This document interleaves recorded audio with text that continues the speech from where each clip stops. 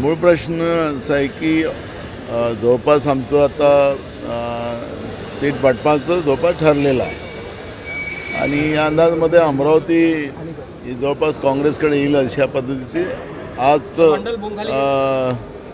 आपल्याला सांगता येईल.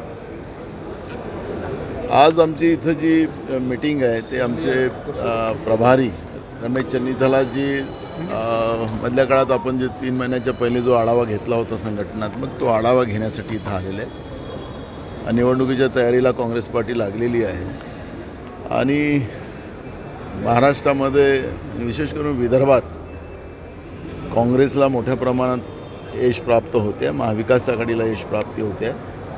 भाजपनी जो आता सर्वे केला त्याच्याजवळ 40 जागा या महाविकास आघाडीला दाखवल्या जाते आहे.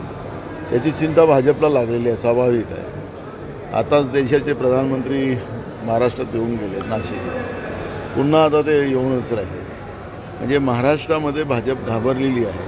भाजपचे नेते जे महाराष्ट्रातले ते निष्फळ ठरलेले आहेत, म्हणून प्रधानमंत्री मोदयांना प्रचारक म्हणून इथे यावं लागते आहे, असं चित्र आपण पाहतो. वंचित बहुजन आघाडीची 20 तारखेला इथे जाहीर सभा आहे आणि आम्हाला अशी माहिती मिळते की त्या दिवशी अमरावती लोकसभेचा वंचितचा उमेदवार ठरणार आहे अशी माहिती. बघा, त्यांच्याबद्दलची चर्चा आमच्याकडे नाही आहे. ते विशेष करून पवारसाहेब आणि उद्धव ठाकरे साहेबांची चर्चा करतात आहेत. त्यामुळे तिकडे काय चाललेलं आहे त्याच्याबद्दलची आमच्याकडे माहिती नाही. प्रकाश आंबेडकरांनी म्हटलं की त्यांना राहुल गांधी यांनी भारत जोडो यात्रा.